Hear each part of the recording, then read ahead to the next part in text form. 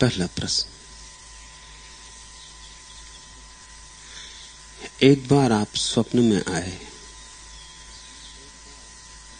कभी मूसलाधार बारिश में लगा आप आ रहे हैं। कभी आपकी तस्वीर में मुस्कुराहट ऐसी लगती है कि सच में आप आए। प्रभु, यह मेरा भ्रम है अथवा आप आए? कृपया बताएं। एक नजर मेरे बल भी उठा देख ले, जो मैं किते गुनाह वह गुनाह बख्श दे। राधा, यह भी खूब रही, बुलाती हो, पुकारती हो, फिर आना हो तो संदेह उठाती हो। स्वप्न का भी अपना एक सत्य है। स्वप्न भी बिल्कुल ही स्वप्न नहीं, स्वप्न भी असत्य नहीं। जो भी है स्वप्न भी है, तो वह भी सत्य की ही तरंग है। इसलिए तो कहा कि माया भी ब्रह्म की ही छाया है।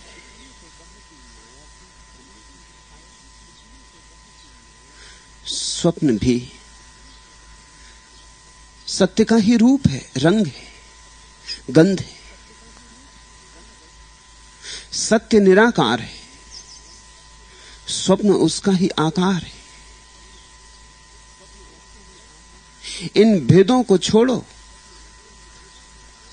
ये भेद हमारे खून में मिल गए, हमारी हड्डियों में समाविष्ट हो गए। ब्रह्म अलग, माया अलग,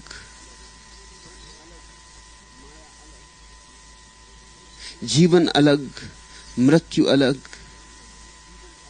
सत्य अलग, स्वप्न अलग। अलग थलग कुछ भी नहीं, सब एक में ही संयुक्त है। और जिस दिन एक को ही पहचानो, उस दिन फिर संदेह नहीं उठते। संदेह की गुंजाइश ही तभी तक है जब तक दो है। इस बात को खूब ख्याल से समझो।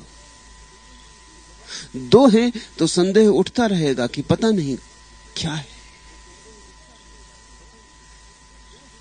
परमात्मा का अनुभव भी हो जाएगा तो भी मन संदेह उठाता रहेगा कि पता नहीं सत्य है कि स्वप्न है। और अगर संदेह ही उठाना हो तो स्वप्न पर ही संदेह थोड़ी उठाए जा सकते। अभी देखो, अभी मैं बोल रहा हूं, कौन जाने तुम सो गए हो और सपना देख रहे हो कि मैं बोल रहा हूं। कैसे निर्णय करोगे कि सच में मैं यहां बोल रहा हूं? क्या होगा आधार, क्या होगी कसौटी? एक पुरानी कथा है। एक वेदांत के अनुयायी ने, एक फकीर ने घोषणा की कि सारा संसार असत्य है। यह वेदांत की वास्तविक घोषणा नहीं, भूल चूक भरी है। वेदांत यह नहीं कहता कि सारा संसार असत्य है। वेदांत इतना ही कहता है, संसार माया है। माया और असत्य पर्यायवाची नहीं है। माया का मतलब इतना ही होता है जैसे लहर सागर में, सागर की माया है, असत्य नहीं। सत्य इसलिए नहीं कह सकते कि लहर बनती है और मिट जाती है, शाश्वत नहीं है, मगर क्षण को तो है, पूरी तरह है। सच तो यह है, जब तुम सागर के तट पर जाते हो, सागर कहां दिखाई पड़ता है? लहरें ही दिखाई पड़ती। ऐसे ही जहां भी तुम खोजोगे परमात्मा कहां दिखाई पड़ता है? उसकी माया ही दिखाई पड़ती। कहीं एक छोटे बच्चे में किलकारी भर रहा है, कहीं फूल में खिला है, कहीं मेघों में बरस रहा है, कहीं सूरज की किरणों में नाच रहा है। जहां भी तुम पाओगे माया ही पाओगे। फिर कहीं कृष्ण में बांसुरी बजाता हो और कहीं राम में धनुष लेके खड़ा हो, वह भी माया है। और कहीं बुद्ध में बोधि वृक्ष के तले आंख बंद किए बैठा हो, और कहीं मीरा में नाचता हो, वह भी माया है। माया का अर्थ झूठ नहीं होता, माया का इतना ही अर्थ होता है, ये तरंगे हैं उस शाश्वत के सागर की, उसी से उठती हैं, उसी में लीन हो जाती। माया सिर्फ इसलिए कहते हैं कि शाश्वत नहीं है, अभी हैं, अभी नहीं थी, अभी फिर नहीं हो जाएंगी। लेकिन उस वेदांती ने घोषणा कर दी जगत असत्य। ऐसा अनेक वेदांती कर रहे, उन्हें वेदांत का कुछ पता नहीं, उन्हें वेदांत का काखा गा भी नहीं आता, लेकिन तार्किक व्यक्ति था, सिद्ध तो कर सकता था। और यह बड़ा सरल सिद्धांत है सिद्ध करना कि सब असत्य है, क्योंकि किसी भी चीज को सत्य सिद्ध करना बहुत असंभव है। मैं तुम्हारे सामने बैठा हूं लेकिन सिद्ध नहीं कर सकते कि सत्य हूं, क्योंकि ऐसे ही तो कभी कभी रात सपने में भी तुमने देखा है कि तुम बैठे हो गैरिक वस्त्रों से भरे हुए लोगों की भीड़ में, मैं तुमसे बात कर रहा हूं, उसमें और इसमें फर्क क्या करोगे? और जब सपने में देखा था तब तो वो भी सच मालूम हुआ था, अभी ये भी सच मालूम हो रहा है, कल की कौन जाने? कल सुबह जाग के पाओ कि सपना था, फिर क्या करोगे? सत्य को तो सिद्ध किया नहीं जा सकता, इसलिए ज्ञानियों ने कहा है सत्य स्वयं सिद्ध है, उसको सिद्ध किया नहीं जाता, किया जा सकता नहीं, करने का कोई उपाय नहीं। मगर किसी भी चीज को असत्य सिद्ध करना बहुत आसान है।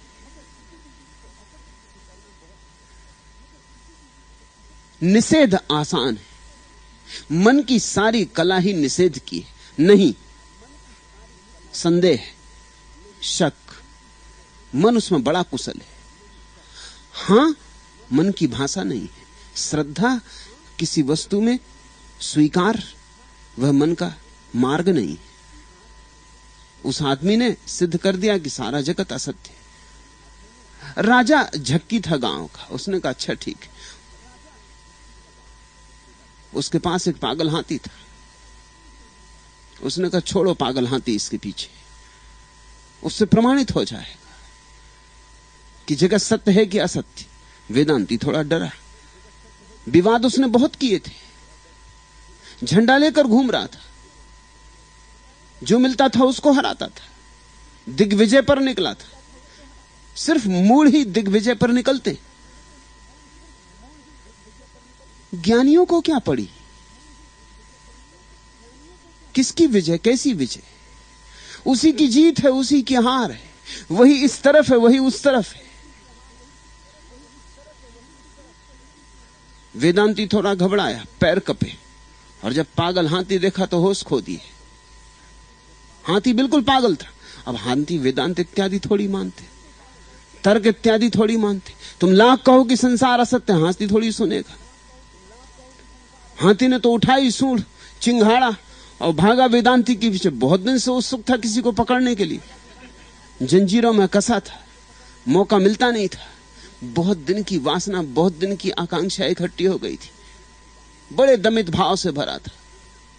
खूब उपवास कर लिया था उसने, खूब ब्रह्मचर्य साध लिया था। आज मौका पा गया, टूट पड़ा एकदम।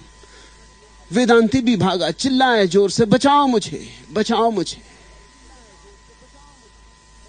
हाथी ने पकड़ा और पटकने ही जा रहा था कि राजा ने उसे बचाया। उसकी चीख पुकार इतनी थी, दया भी आ गई और कहा बात भी सिद्ध हो गई। हाथी चला गया, वेदांती थोड़ा शांत हुआ, पसीना सूखा, सांस वापस लौटी, होश वापस ठहरा। राजा ने पूछा अब क्या विचार है? वेदांती ने कहा सब असत्य है महाराज, संसार माया है। उस राजा ने कहा अभी ये हाथी, और ये हाथी का तुम्हें पकड़ना और सूंड में मरोड़ना और तुम्हारा ये चिल्लाना। उस वेदांती ने कहा सब माया है महाराज, मेरा चिल्लाना, हाथी का आना, शोरगुल मचाना, आपका बचाना, सब माया है। लेकिन मैं कह देता हूं हाथी को फिर मत बुलाना। ये सिद्धांत की चर्चा है, इसमें हाथी को बीच में कहां लाते?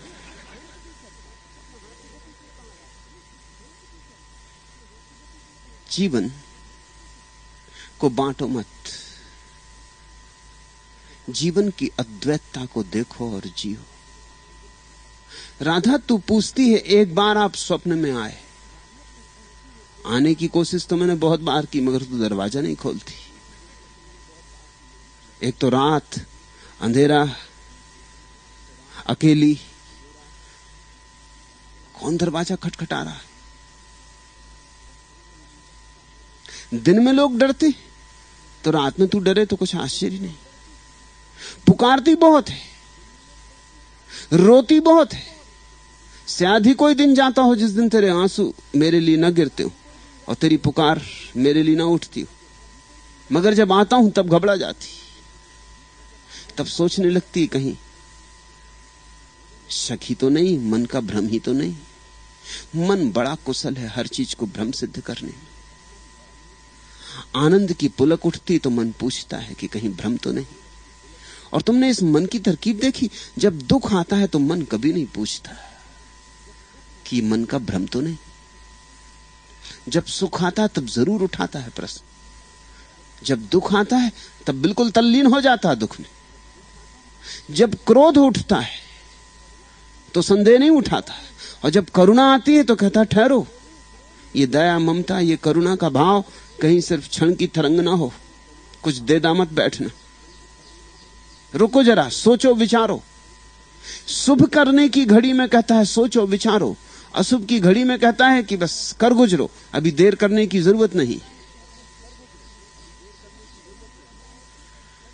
स्वप्न तो राधा तू और भी देखती है। तूने घर गृहस्थी बनाई है, वह क्या स्वप्न नहीं?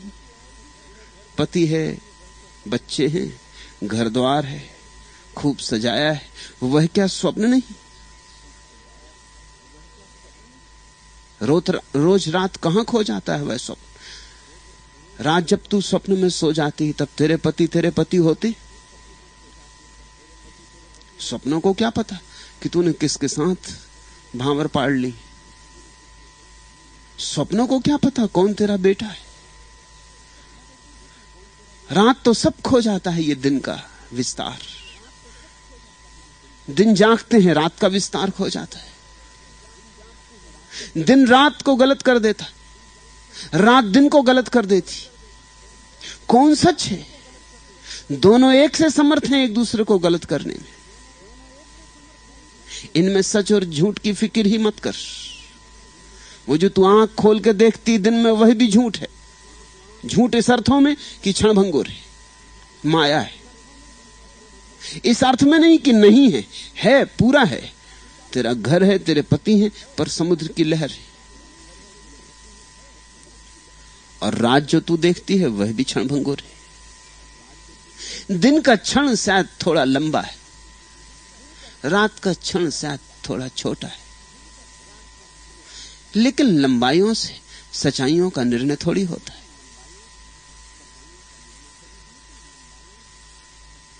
लेकिन एक बात पर ध्यान कर, बाहर सच है या झूठ, माया है या ब्रह्म, इसकी चिंता ना ले। वही है, माया में भी वही। साधारण मनुष्य के स्वप्न में भी वही, और असाधारण मनुष्य की समाधि में भी वही। लेकिन इन दोनों के पार एक साक्षी है, उसको पकड़ राधा। वह जो देखता है, जो रात सपने देखता है, दिन जगत का विस्तार देखता है, उसको पकड़। वही शाश्वत है, वह सागर से सब लहरें। तू पूछती है आप स्वप्न में आए, कभी मूसलाधार बारिश में लगा आप आ रहे, शुभ हो रहा, अच्छे लक्षण हो रहे। मूसलाधार बारिश में जब मेघ गरजते हो, बिजलियां चमकती हो, जोर से नर्तन होता हो हवाओं का, बूंदें पड़ती हो तेरे मकान पर, उस सारे साज संगीत में अगर तुझे मेरी याद आने लगी है तो अच्छा हुआ है। फिर जल्दी ही सूरज की किरणों में भी होगा, हवा के झोंके तेरे द्वार थपथपाएंगे, उसमें भी होगा। धीरे धीरे होता जाएगा, हर घड़ी होता जाएगा। धीरे धीरे 24 घंटे तुम मुझसे घिर जाएगी, मुझ में डूब जाएगी। यही तो शिष्य की लक्षणा है। स्वप्न से पकड़ रहा हूं क्योंकि जागने में तू पकड़ में नहीं आती, भागी भागी। लोग कहते भी हैं कि हमें ले लो, हमारा जीवन अपने हाथ में ले लो, और फिर जब लेने जाओ तो भागने भी लगते। डर भी पकड़ता है कि किसी झंझट में तो ना पड़ जाएंगे, कोई असुरक्षा तो ना हो जाएगी। लोग झिझके होते, हर काम में हिचक होती। एक कदम उठाते हैं, एक लौटा लेते, एक हाथ से मंदिर की ईंट रखते हैं, दूसरे हाथ से गिरा देते, फिर मंदिर बनता नहीं। फिर मंदिर नहीं बनता तो तड़फते हैं, रोते। मंदिर श्रद्धा से बनता है। श्रद्धा का अर्थ होता है तुम्हारा सारा जीवन एक काम में संगठित हो जाए, एकाग्र हो जाए। किसी चरण में अगर तुम इकट्ठे उतर जाओ, किसी भाव में, किसी गीत में, तुम्हारा सब खो जाए, सब तल्लीन हो जाए, तो उसी तल्लीनता में तुम्हें वह स्वर सुनाई पड़ने लगेगा जो शाश्वत का है। एक नाम ओंकार। तुम्हारे भीतर अनाहत का नाद बजने लगेगा। अच्छा हुआ कि मूसलाधार बारिश में तुझे लगा कि मैं आता हूं, कि कभी आपकी तस्वीर में मुस्कुराहट ऐसी लगती है कि आप आए। अभी भी जो तू देख रही है वो मेरी तस्वीर ही है। मैं तो यहां बहुत दूर तुझसे बैठा, तेरी आंख में तो तस्वीर बनती, वही तस्वीर तेरे मन में जाती। हम जब भी देखते हैं सभी तस्वीरें हैं। तस्वीरों के अतिरिक्त आंखें कुछ देख ही नहीं सकती। आंख का मतलब ही है तस्वीर बनाने के यंत्र। आंख तो कैमरा है। आंख करती ही क्या है? जो बाहर है पता नहीं बाहर क्या है, किसी को पक्का नहीं कि बाहर क्या है।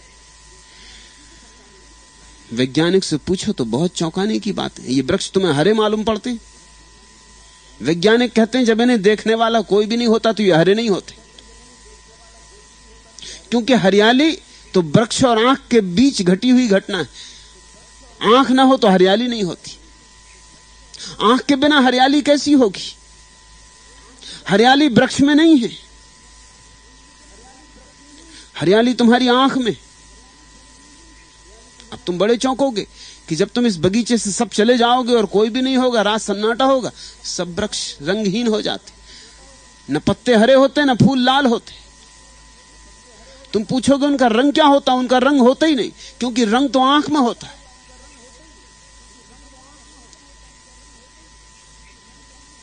तुमने देखा नहीं, आंख पर नीला चश्मा चढ़ा लो तो हर चीजें नीली दिखाई पड़ने लगती। वो रंग कहां से आ रहा है? ये आंखें भी चश्मा है प्रकृति के दिए हुए।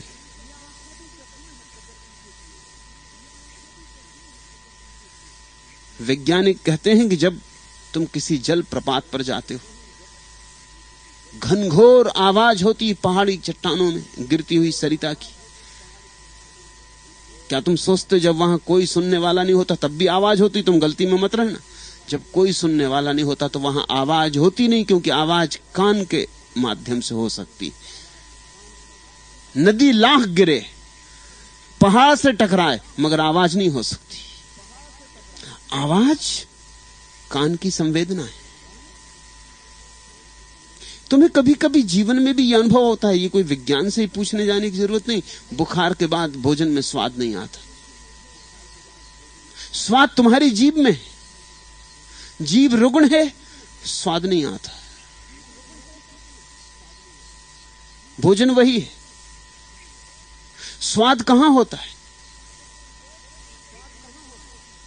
अगर तुम गौर से देखोगे तो तुम्हारी पांचों इंद्रियों ने ये जगत को रंग दिया है, स्वाद दिया है, रूप दिया है।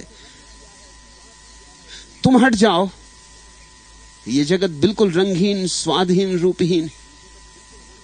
उसको ही ज्ञानियों ने निर्गुण कहा है। सगुण हमारा अनुभव है, सगुण माया है। विज्ञान और रहस्यवादियों का इस बात में बड़ा तालमेल है। सगुण हमारी मान्यता है, हमारा सृजन है। हमारे हटते ही निर्गुण रह जाता है, उसमें कोई गुण नहीं होते। और वह निर्गुण अगर तुम्हें पहचानना हो तो बाहर न पहचान सकोगे, वह निर्गुण पहचानना हो तो भीतर पहचान सकोगे, क्योंकि बाहर तो आंख का उपयोग करना पड़ेगा, बाहर तो छुओगे तो हाथ से ही छूना पड़ेगा। तुम जब कहते हो कोई चीज खुरदरी लगती, तुम सोचते हो खुरदरी है, तुम्हारे हाथ की प्रतीति है। चीजें कहीं खुरदरी होती, चिकनी होती, चीजें तो बस जैसी हैं वैसी हैं। तुम्हारे पास उन्हें प्रकट करने का कोई उपाय नहीं। वस्तुएं अपने में कैसी हैं इसे कहा भी नहीं जा सकता, लेकिन तुम्हारे पास एक वस्तु ऐसी है जिसे तुम वैसा का वैसा जान सकते हो जैसी है। वह है तुम्हारा साक्षी भाव, जो रात में सपने देखता है, जो दिन में जगत का विस्तार देखता है, जो वृक्षों में हरा रंग देखता है, फूलों में लाल रंग देखता है, पहाड़ों से गिरती सरिताओं में आवाज सुनता है, वीणा पर टंकार उठती है संगीत सुनता है, जीभ में स्वाद आता है स्वाद का अनुभव करता है। भीतर तुम्हारे बैठा हुआ जो साक्षी है वह शाश्वत है, से सब तो बदलता रहता है। साक्षी निर्गुण है, अनुभव सगुण है, दृष्टा निर्गुण है, दृश्य सगुण है। धीरे धीरे राधा दृष्टा के प्रति जाग। पर अच्छा हो रहा अगर दृश्य में प्रेमी दिखाई पड़ने लगे, गुरु दिखाई पड़ने लगे, परमात्मा दिखाई पड़ने लगे तो शुभ हो रहा है। इसमें संदेह उठाने की जरा भी कोई जरूरत नहीं है। प्रभु मेरा यह भ्रम है अथवा आप आए,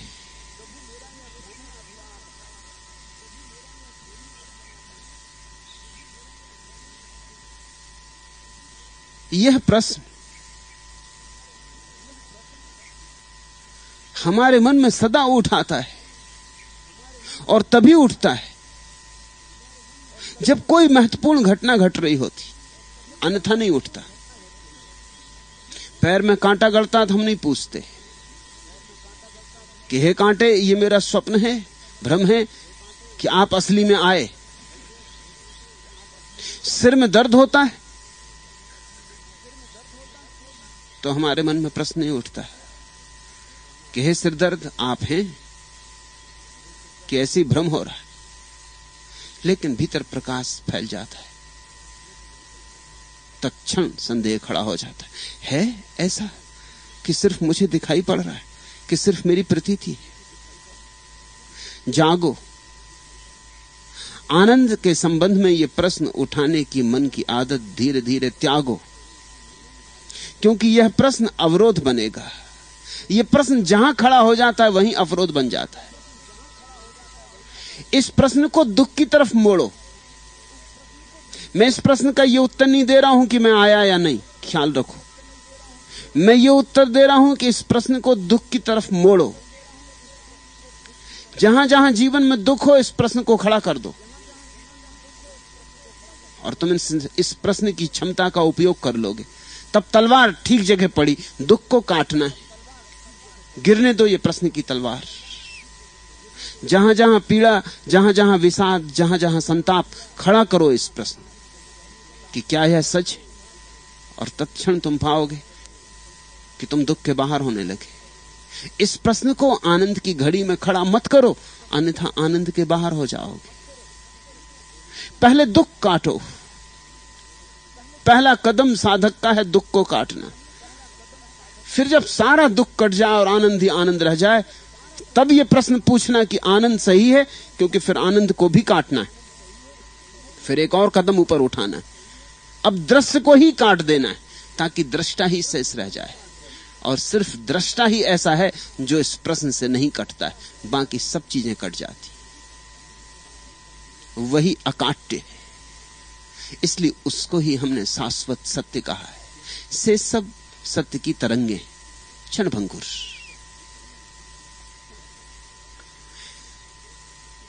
और राधा, यह भी तूने पूछा, एक नजर मेरे बल भी उठा देख ले, जो मैं किते गुनाह है वह गुनाह है बख्श दे। कहां के गुनाह है? धर्म गुरु समझाते रहे तुम्हें खूब कि तुमने बहुत पाप किए हो, पापी हो। कोई पापी नहीं है, करो उद्घोषणा सारे जगत में, न कोई पापी है न कोई पापी हो सकता है। परमात्मा ही सब में विराजमान है, कैसा पाप। और अगर कभी तुम्हें लगता भी हो कि तुमसे कुछ भूल चूक हुई, ध्यान रखना, भूल चूक पाप नहीं है। भूल चूक सुधर जाती है। अगर कभी कुछ भूल चूक होती है भूल चूक, क्योंकि आदमी मूर्छित है। तो भूल चूक को भी परमात्मा के पास ले जाने के लिए उपयोग करो। भूल चूक से पछताओ, भूल चूक को प्रार्थना बनाओ।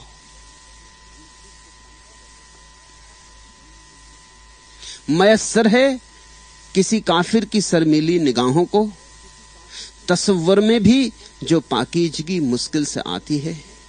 गमे दुनिया के दागों में तरफ का रंग भर बरना, ये वो तारे हैं जिनमें रोशनी मुश्किल से आती है। अरे हम अहले कफस कैसे भूल जाएं उसे, बराए नाम सही फिर भी आशियाना था। बजा की दैर हरम भी करीब थे, लेकिन हमारी राह में हायल शराब खाना था। गुनाह से हमें रगबत न थी, मगर यार अब तेरी निगाह करम को तो मुंह दिखाना था। समझे अर्थ? बजा की दैरो हरम भी करीब थे, लेकिन मंदिर और मस्जिद बहुत करीब थे। माना हमारी राह में हायल शराब खाना था, लेकिन मधुशाला उसके भी पहले पड़ती थी।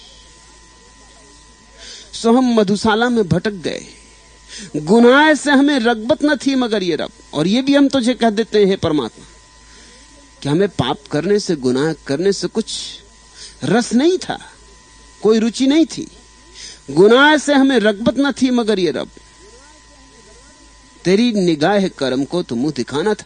लेकिन सुना है कि तू महा करुणावान है, तू महा क्षमावान है। तो कुछ पाप ना करते तो तुझे मुंह कैसे दिखाते?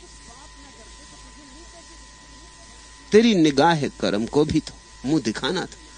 यही सोच मधुशाला में चले गए कि जब तेरे सामने खड़े होंगे हाथ जोड़ के, तो क्षमा मांगने को भी तो कुछ चाहिए ना। जरा तुम सोचो, अगर परमात्मा रहीम है, रहमान है, और तुम पहुंचे वहां बिल्कुल साधु पुरुष, तुमने कभी भूल चूक की नहीं, तुमने कभी गुनाह किया नहीं, पाप किया नहीं, तुमने हर रत्ती रत्ती नियम का पालन किया, अष्टांगिक योग पाला, सब जैसा विधि विधान था शास्त्रों में ठीक वैसे ही चले, रत्ती भर राह से यहां वहां ना गए। तो जरा सोचो परमात्मा कैसी फजीहत में न पड़ जाए। एक तरफ तुम्हें देखेगा, एक तरफ अपनी तरफ देखेगा, कुछ समझ में ना आएगा कि बात भी कहां से शुरू हो।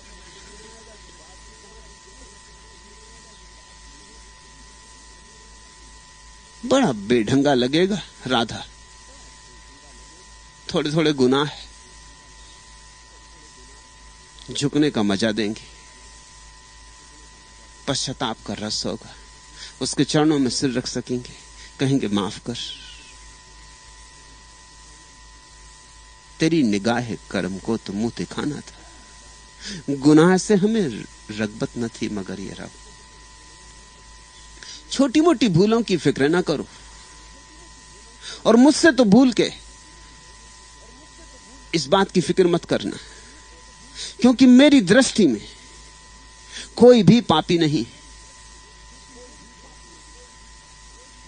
मेरी दृष्टि में कोई बुरा नहीं, बुरा होने का इस जगत में उपाय नहीं, क्योंकि परमात्मा ने इस जगत को ऐसा भरा है ऐसा लबालब है जगत परमात्मा से कि यहां भूल कैसी, गुनाह कैसा, पाप कैसा। सिर्फ बोध चाहिए।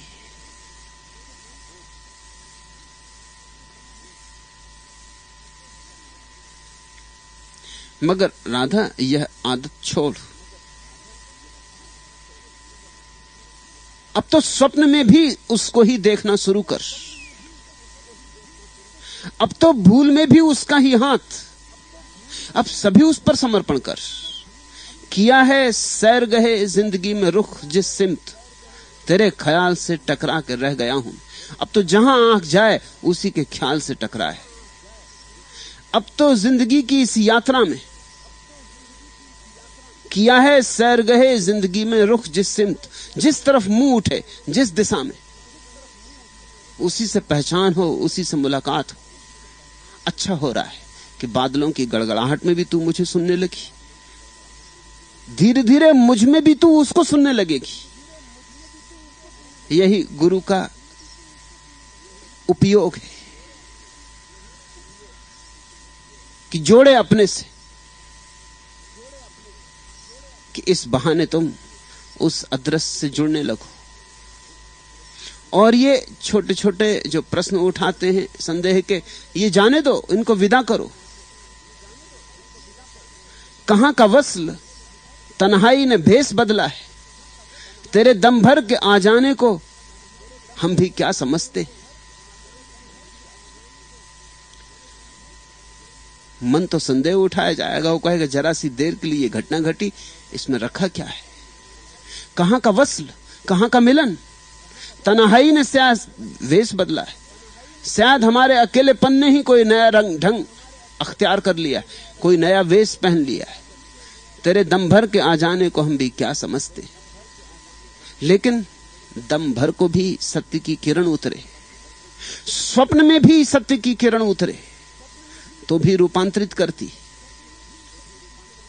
तुम्हारे स्वप्न भी तुम्हें अछूता नहीं छोड़ जाते।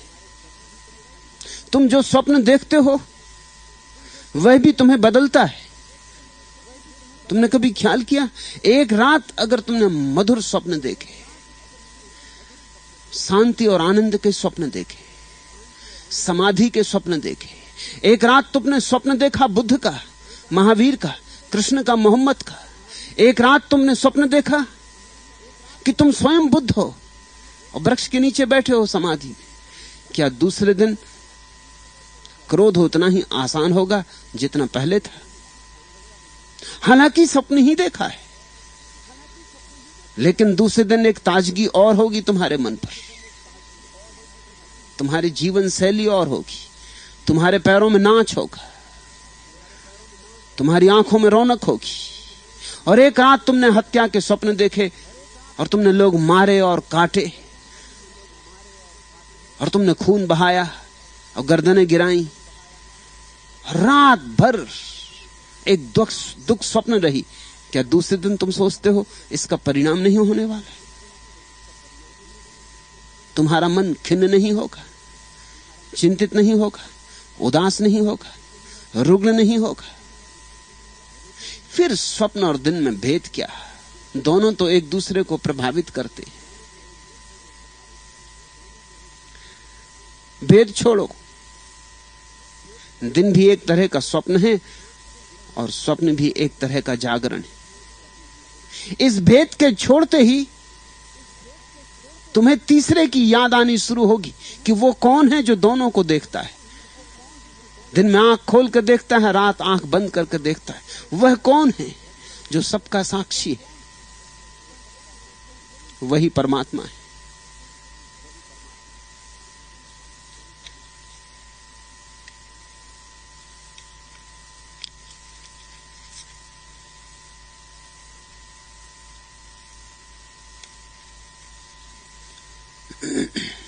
दूसरा प्रश्न, आपके चरणों में अपने को समर्पित कर निर्भर और मस्त हो जाने को लोग ढोंग कह रहे, मैं उनको क्या अभिव्यक्त करूं?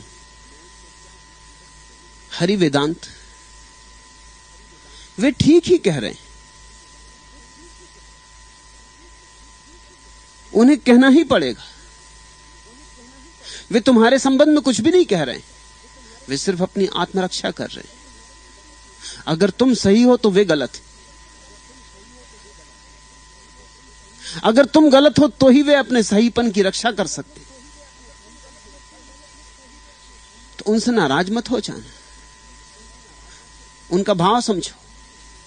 वे तुमसे डर गए, वे तुमसे भयभीत हो गए, तुम्हारा आनंद उनके लिए संकट हो गया, एक चुनौती हो गई। अगर तुम सच में आनंदित हो तो फिर उन्हें अपनी जिंदगी को बदलना पड़ेगा। वे भी आनंद की तलाश कर रहे और उन्हें नहीं मिला। वे भी ऐसे ही मस्त होना चाहते हैं, उनने भी चाहत की है कि नाचें। सब लोकलाज छोड़कर आनंद के गीत गाएं। ऐसा भाव किसके मन में नहीं, किसकी अभीप्सा का अंग नहीं। लेकिन जो जिंदगी उन्होंने बनाई वह बड़ी नारकीय हो गई, सब सूत्र उलझ गए, कुछ सूझ नहीं पड़ता। अचानक एक दिन उन्हीं जैसा एक आदमी नाचने लगा। कल तक तुम भी उन जैसे ही उलझे थे, उसी बाजार में, उसी भीड़ में, उन्हीं उपद्रवों में। आज अचानक तुम नाच उठे। भीड़ कैसे स्वीकार कर ले कि ऐसे कहीं रूपांतरण होता है क्षण में? उन्हें पता नहीं कि पारस छू जाए तो लोहा क्षण में स्वर्ण हो जाता है। कोई जन्म जन्म थोड़ी लगते। फिर तुमने जो नर्क बनाया है वो तुम्हारी अपने हाथ की बनावट है। जिस क्षण छोड़ना चाहो उसी क्षण छूट जाता है। स्वभावतः उन्हें शक होगा कि ढोंगी दिखता है, यह हंसी झूठ होनी चाहिए, यह हंसी सच कैसे हो सकती? क्योंकि उन्होंने तो कांटे ही कांटे जाने, ये फूल सच कैसे हो सकते? बाजार से खरीद लाया होगा, प्लास्टिक के होंगे, नकली होंगे, कागजी होंगे। यह हंसी ओंठों पे होगी। ये किसी धोखे में पड़ गया है या धोखा दे रहा है? दो में से एक ही बात हो सकती है, या तो खुद धोखा खा गया है या धोखा दे रहा है। ये तीसरी बात स्वीकार करना तो बड़ी कष्टपूर्ण है कि जो हुआ है वह सच में ही हुआ है। क्योंकि फिर हमारा क्या? फिर हम अपनी जिंदगी का क्या करें? फिर से गिराएं पुराना सारा बनाया हुआ, फिर से बनाए नया।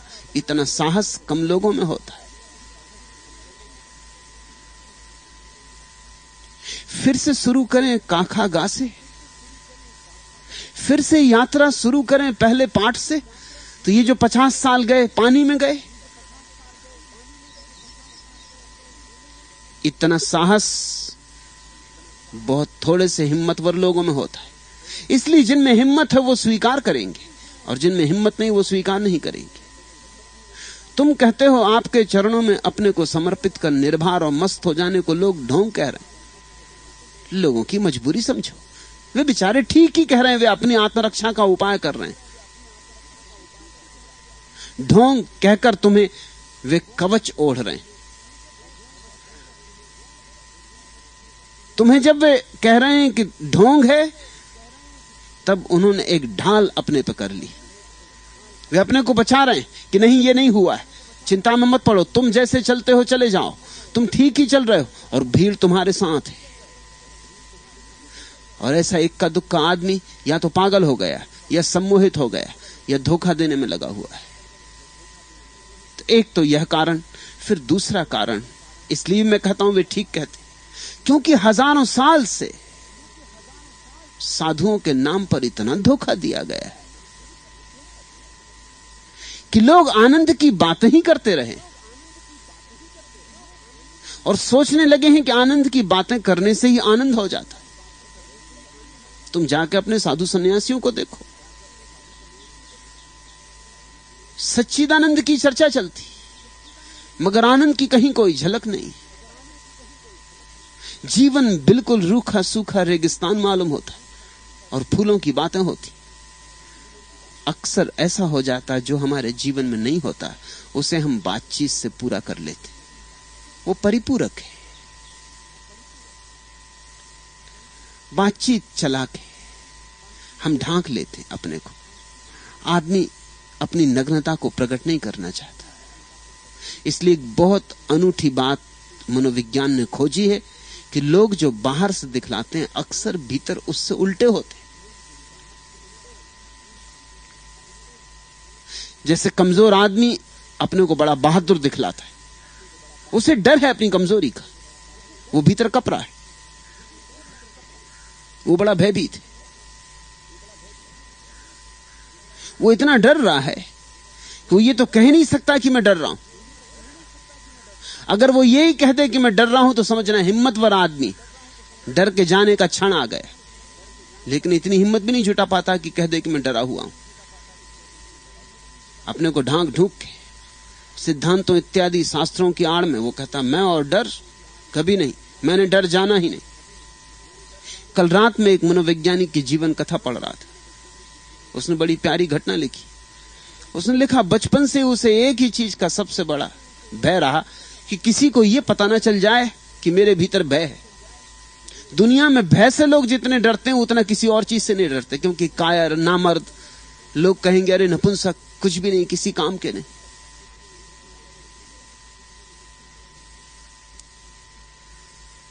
उसने लिखा है कि बचपन में स्कूल में बच्चों से झगड़ा हो गया तो बच्चों के गिरोह ने उसकी पिटाई का इंतजाम किया। वो किसी तरह उस दिन तो उन्हें धोखा दे के पीछे के रास्ते से भाग आया। वे दूसरे रास्ते पे इकट्ठे थे, मगर दूसरे दिन वो डरा कि अब अगर मैं गया तो आज तो पिटाई होने ही वाली। दो ही रास्ते थे, एक पे कल उन्होंने इंतजाम किया था, आज वो दोनों पे इंतजाम कर लेंगे। और ये वो स्वीकार नहीं करना चाहता कि अपनी मां को कह दे कि मैं डरता हूं, कि अपने शिक्षक को कह दे कि मैं डरता हूं। उसने अपनी मां को कहा मेरे पेट में दर्द है, आज मैं स्कूल नहीं जाना चाहता। मां ने कहा किस तरफ दर्द है? तो उसने बताया दर्द इस तरफ है। मां ने कहा ये तो होना हो अपेंडिक्स होना चाहिए। वो बहुत घबराया कि अब और एक मुसीबत हुई। कहां का अपेंडिक्स? उसे कोई दर्द वगैरह है भी नहीं। मगर अब उसकी ये हिम्मत कहने की ना पड़े कि मैं सिर्फ झूठ ही बोला। मां उसे डॉक्टर के पास ले गई। उसने सोचा था जांच पड़ताल होगी, बात खत्म हो जाएगी। डॉक्टर ने जांच पड़ताल की। डॉक्टर ने जांच पड़ताल करके कहा कि पक्का तो बैठता नहीं कि अपेंडिक्स है या नहीं, लेकिन झंझट लेना ठीक नहीं, इसलिए ऑपरेशन कर लेना उचित। अब तो वो बहुत घबराया, मगर अब बात बहुत आगे बढ़ चुकी। तुम चकित होगे जान के ऑपरेशन हुआ। अब उसने जीवन के अंत में 70 साल की उम्र में यह बात लिखी कि अब मैं ये इतनी हिम्मत जुटा पाया हूं कहने की कि अब मैं सच सच कह ही देना चाहता हूं कि न मुझे दर्द था न अपेंडिक्स था, मगर मेरा अपेंडिक्स भी निकला, ऑपरेशन मैंने करवा लिया हिम्मत करके। मगर ये हिम्मत न जुटा सका कहने की कि वहां बच्चे मुझे मारने को इकट्ठे हैं, और ये मैं स्वीकार नहीं करना चाहता कि मैं कायर हूं। तुम जरा अपनी जिंदगी को गौर से देखना, अपने आसपास गौर से देखना। जिन लोगों के जीवन में भीतर बहुत दुख है वो अक्सर ऊपर झूठी मुस्कान ओढ़े रहते। जिन्होंने जीवन में कभी प्रेम नहीं जाना वो प्रेम के गीत गुनगुनाते। ऐसे मन को भुलाते हैं, समझाते हैं, सांत्वना देते हैं। आदमी क्या करे? आदमी बड़ा कमजोर है। तो वे लोग जो कह रहे हैं कि तुम ढोंगी हो, उसके पीछे एक कारण ये भी है, सदियों तक उन्होंने ढोंग देखा है। न मालूम कितने कितने तरह के ढोंगी देखे। फिर मेरा सन्यासी तो उन्हें और भी अड़चन का कारण है, क्योंकि मैं सन्यास को एक नई परिभाषा दे रहा हूं, नया अर्थ दे रहा हूं जो उनकी समझ के बाहर है, जो उन्होंने कभी सुना न देखा। सन्यास का उनका अर्थ था जो सब छोड़ के भाग जाए। अब तुमको ढोंगी ना कहें तो क्या कहें? तुम कुछ भी छोड़ के नहीं गए, ये कैसा सन्यास? इसलिए मैं कहता हूं वो बेचारे ठीक ही कह रहे हैं, उन पर नाराज मत हो। अगर वो किसी पुराने सन्यासी को अपने बाल बच्चों के साथ देख लें, पत्नी के साथ देख लें, तो उसे ढोंगी कहेंगे कि ढोंगी। अगर पुराने सन्यासी को दुकान करते देख लें तो ढोंगी कहेंगे। और तुमसे मैंने कहा दुकान छोड़ना मत, पत्नी बच्चे छोड़ना मत।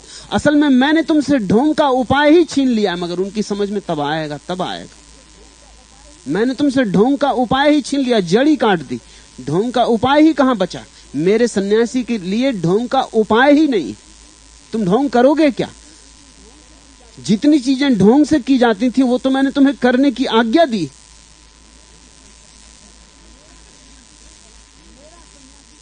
मेरा सन्यासी भर ढोंगी नहीं हो सकता।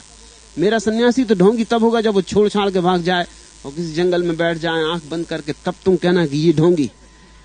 यहां क्या कर रहे हो?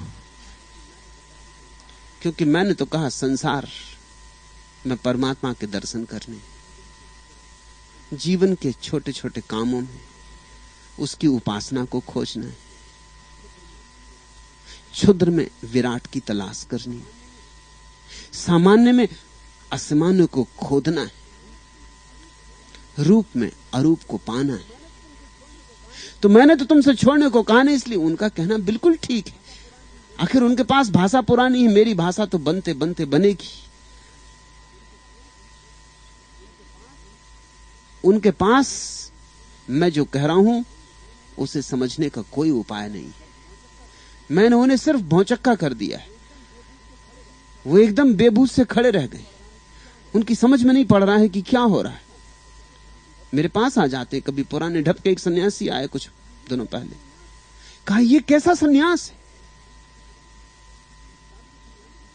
30 साल के सन्यासी, उम्र भी 60 साल की है। मैंने तो बहुत साधु संत देखे, बहुत हिमालय में घूमा हूं, गंगोत्री तक की यात्रा की है, मगर ये कैसा सन्यास है? मैंने कहा यह सहज सन्यास है। मेरा सन्यास का अर्थ और ही है। सन्यास का अर्थ है भाव की एक ऐसी दशा कि तुम बाजार में खड़े हो फिर भी अकेले हो, कर रहे सारे काम फिर भी निष्काम हो, जी रहे संबंधों में फिर भी असंग हो। तो स्वभाव था। मेरे एक मित्र संन्यास्त हुए, 8 दिन बाद आए कि मेरी पत्नी को भी संन्यास दे दो। मैंने कहा मामला क्या है? पत्नी राजी है? कहा राजी होना ही पड़ेगा, क्योंकि जहां भी मेरे साथ जाती है लोग बहुत खड़े होकर देखने लगते हैं कि स्वामी जी किसकी पत्नी को लिए जा रहे हैं। कल एक पुलिस वाले ने रोक ली कि रुको महाराज, ये स्त्री किसकी है? 10 बजे रात कहां जा रहे हो? मैंने कहा भाई मेरी पत्नी। उन्होंने कहा तुम्हारी पत्नी? फिर तुम सन्यासी कैसे? पुलिस वाले को भी पता है कि सन्यास का मतलब क्या होता है। मैंने उनकी पत्नी को भी सन्यास दे दिया। 8 दिन बाद वो फिर वापस आएगा कि मेरा एक बेटा और है, इसको और सन्यासी करें। क्योंकि कल ट्रेन में हम दोनों बैठे थे, बंबई में रहते, लोकल गाड़ी में चले आ रहे थे, डब्बे में 2-3 आदमी एकदम नाराज हो गए और कहा कि ये मालूम होता है किसी का बच्चा भगा के ले जा रहे हैं। साधु सन्यासी भगा के ले जाते ना बच्चा, और कोई उपाय नहीं मिलता चेला खोजने का, तो बच्चों को भगा ले जाते हैं कि चलो, चेले तो चाहिए ही चाहिए। तो कहा इसको भी सन्यास दे दे, नहीं तो मुश्किल खड़ी हो जाएगी किसी भी दिन। वो तो बिल्कुल लड़ने झगड़ने को राजी हो गए थे। बा मुश्किल समझाया कि भाई ये हमारा ही बच्चा है, तुम्हारा बच्चा कैसे? सन्यासी का और बच्चा? मैं तुम्हें अड़चन में डाला हूं, जान के डाला हूं, क्योंकि जब भी किसी एक नई धारणा की पहली दफा रूपरेखा बनती, जब किसी नए भाव की अवधारणा होती, तो देर लगती लोगों को समझने पहचानने में। वे तो कहेंगे कि ये सब ढोंग है, ये कैसा सन्यास? बाजार में बैठे दुकान भी चलाते, काम भी करते, पत्नी भी बच्चा भी, ये कैसा सन्यास है? लेकिन मेरे सन्यास से प्रयोजन है कि तुम आनंदित हो, तुम मग्न हो, तुम तल्लीन हो, तुम प्रभु की याद से भरते जा रहे हो। ये सन्यास उसके संसार को भी स्वीकार करने में समर्थ है। ये सन्यास कमजोर का सन्यास नहीं, ये भगोड़े का सन्यास नहीं। हम जीवन के संघर्ष को पूरा का पूरा स्वीकार करते हैं। उसने दिया है जीवन, हमें से भाग कर जाएं, यह उसका अपमान होगा, यह अकृतज्ञता होगी।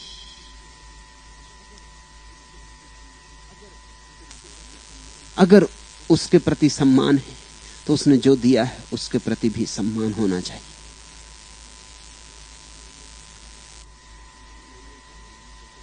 कठिनाइयां तो आएंगी तुम्हें, हरि वेदांत, ख्याल रखना वही हकदार हैं किनारों के जो बदल दें बहाव के धारों के।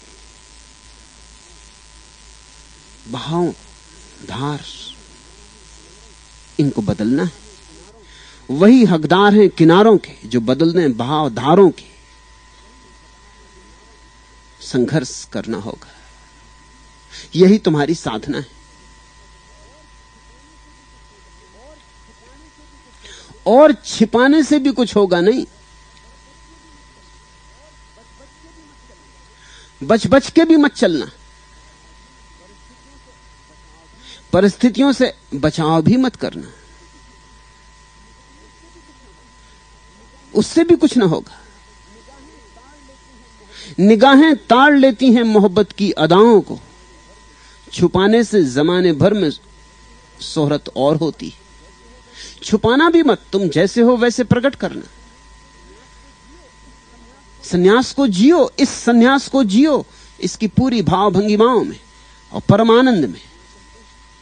वे ढोंग कहते हैं, उन्हें कहने दो। उनके कहने से तुम्हारा क्या बनता बिगड़ता है? लोग जब कुछ कहते हैं तो हम परेशान क्यों हो जाते? इसलिए नहीं कि लोगों ने कुछ गलत बात कह दी, हम इसलिए परेशान हो जाते हैं क्योंकि हम अपना स्वरूप अभी जानते नहीं। लोगों के ऊपर ही हमारे स्वरूप का भाव निर्भर है। लोग हमारे संबंध में क्या कहते हैं वही हम अपने संबंध में जानते हैं। लोग अच्छा कहते हैं तो हम सोचते हैं हम अच्छे हैं, लोग बुरे कहते हैं तो हमें शक होने लगता है कि हम जरूर बुरे होंगे जब इतने लोग बुरे कहते हैं। और जब सारे लोग, और मैं तो तुम्हें पूरे समाज की आग में डाल रहा हूं, तुम्हें ये जो गैरिक वस्त्र दिए हैं अग्नि के रंग के, ये सिर्फ वस्त्र नहीं है, फिर तुम्हें धक्के दे रहा हूं संसार की आग में। फिर बीच बाजार में तुम खड़े रहोगे, चारों तरफ आग होगी, सभी लोग हंसेंगे, निंदा भी करेंगे, मजाक भी उड़ाएंगे, अपमान भी करेंगे, ढोंग भी बताएंगे, और अगर टिके रहे तो पूजा भी करेंगे, अगर टिके ही रहे तो सम्मान भी देंगे, स्वीकार भी करेंगे। मगर ये सब सीढ़ियां हैं, धीरे धीरे होती। इस सारी कठिनाई को झेलना ही होगा, और इस झेलने में तुम्हें लाभ है एक। तुम ये बात ही छोड़ दो कि दूसरे तुम्हारे संबंध में कुछ कहते हैं, उससे तुम्हारे संबंध में कुछ पता चलता, कुछ भी पता नहीं चलता। तुम्हें अपना पता नहीं, दूसरों को तुम्हारा क्या पता हो सकता है?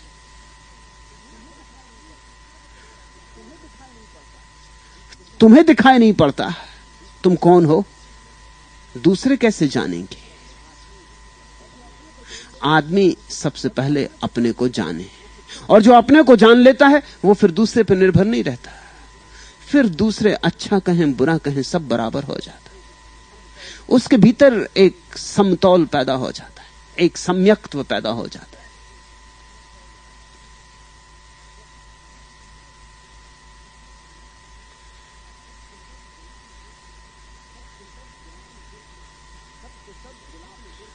सब के सब गुलाब सुर्ख और जितने चाहिए उतने खिले हुए, सारे के सारे लोग शांत और लीन और जितने चाहिए उतने हिले हुए, भीतर से बाहर तक, जवाहर से मूंगों तक, आंखें पखरी से फूल और फल तक ओंठ, द्राक्षा और सीता और मधु तक वाणी, चांद से तारों तक चेहरे। आओ तुम भी इस महफिल में, अब सब ठीक हो गया है, दर्द आज खारिज कर दिया है, सुख लीक हो गया है, सहरे किरणों के पहनाए जाएंगे तुम्हें भी। ये जो गीत हैं सबके लिए हैं, गाएंगे तुम्हें भी यहाँ के कलाकार। लाचार बैठकर रोने की जगह जी खोलकर हंसना तय किया गया है। बड़ी से बड़ी तकलीफ के पांवों में देखते नहीं हो घुंघरू बंधे हुए हैं, हर टूटा हुआ मन आज आसमान से जोड़ा जा रहा है। ना भाई निराशावादी, तुम इसे पकड़ नहीं सकते। यह आनंद के अश्वमेध का घोड़ा आ रहा है।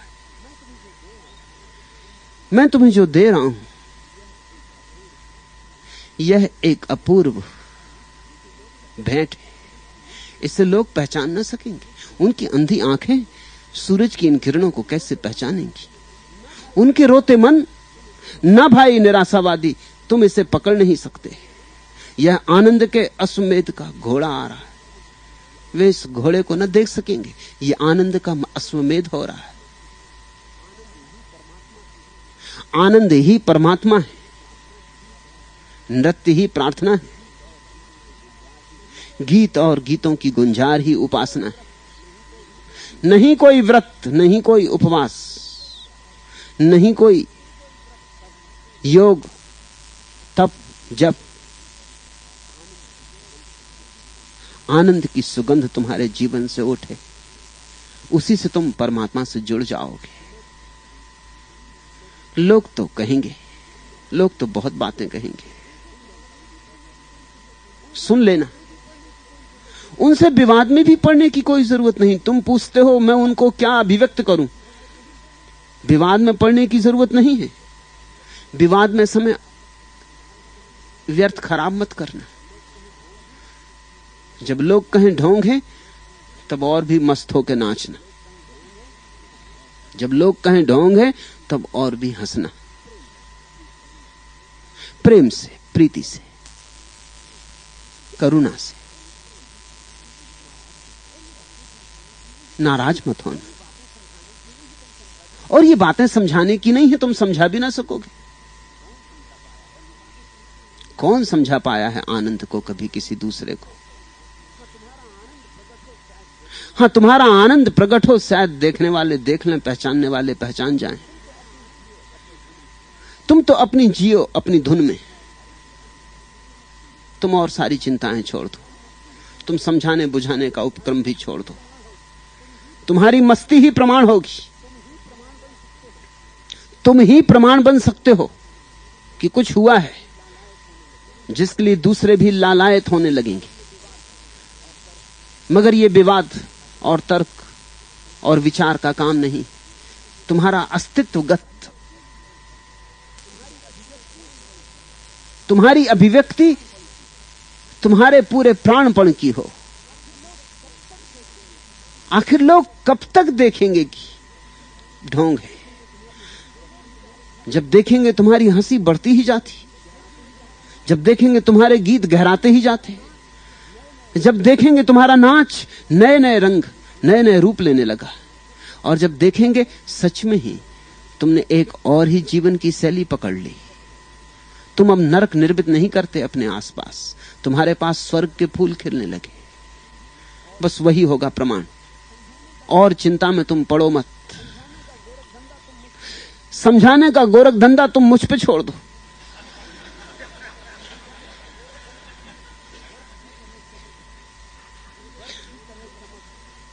बर्ग की तरह चमक, सोले की मानिंद लपक, उम्र भर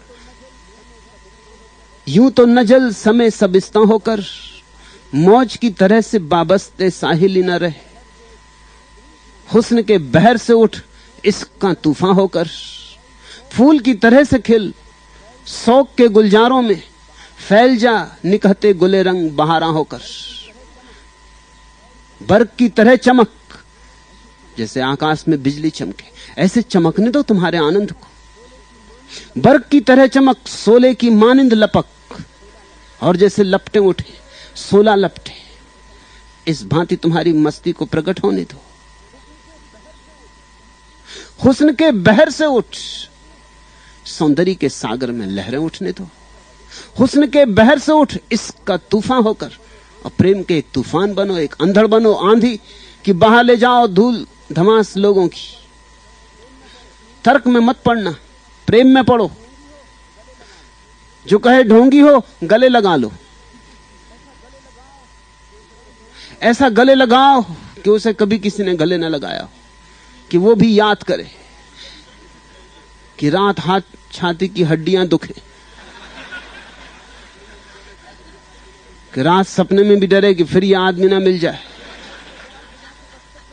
फिर कल उसके द्वार पे जाके दस्तक दो कि भाई मेरे आओ, फिर आलिंगन करें। हुस्न के बहर से उठ इसका तूफान होकर, फूल की तरह से खिल शौक के गुलजारों में, फैल जा निकहते गुले रंगे बहारा होकर। एक वसंत बनो, वही तर्क है। खिलो, वही व्याख्या है। मेरा शास्त्र तुम्हारे जीवन में लिखा जाए। मैं सन्यास की जो परिभाषा करना चाहता हूं वह तुम्हारे जीवन ढंग से हो।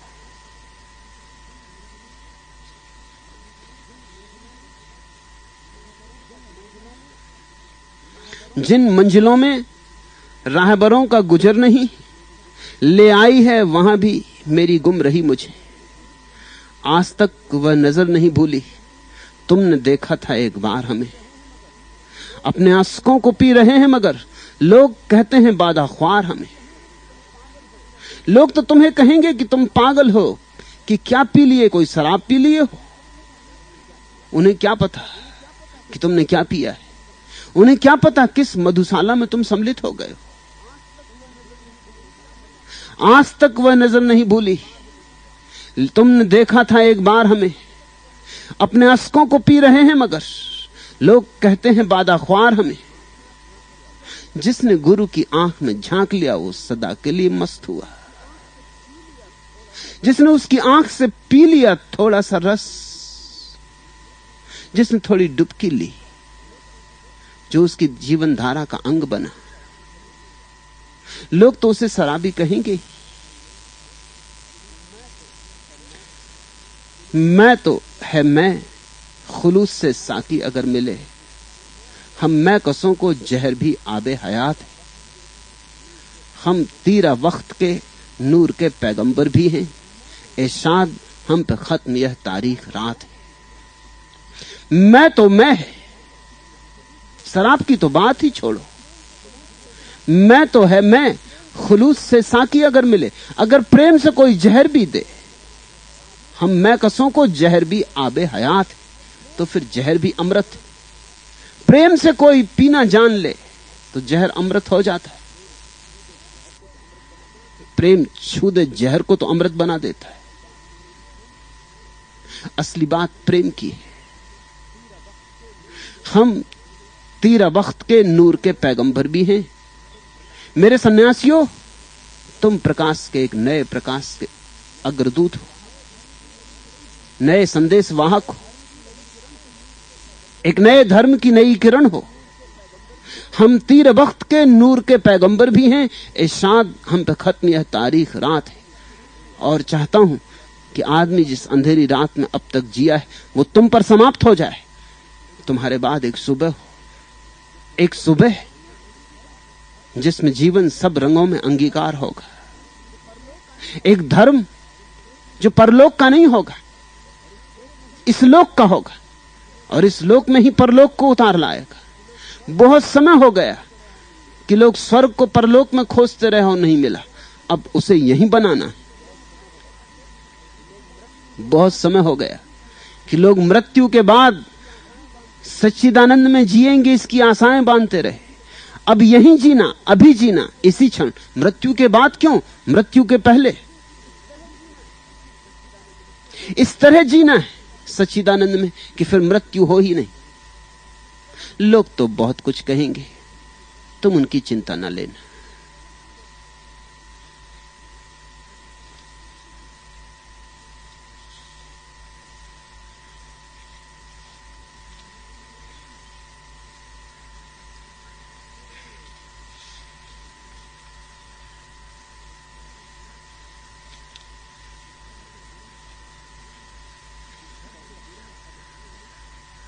चौथा प्रश्न, भक्त विरह अवस्था में दुखी होता है या सुखी? दुखी भी होता है, सुखी भी होता है। भक्त की विरह अवस्था बड़ा विरोधाभास है। दुखी होता है क्योंकि परमात्मा मिलता मिलता लगता है और अभी मिला नहीं। आती आती लगती है उसकी पगी ध्वनि, अब आया तब आया, और मिलन अभी हुआ नहीं। स्वाद भी लग गया है मगर सागर अभी मिला नहीं। तो दुखी भी होता है और सुखी भी होता है क्योंकि धन्यभागी है। इतना भी कहां होता है कि नहीं धन्यभागियों के जीवन में होता है। लौट के औरों की तरफ देखता है तो अपने को सुखी पाता है कि कम से कम रो रहा हूं लेकिन परमात्मा के लिए तो रो रहा हूं।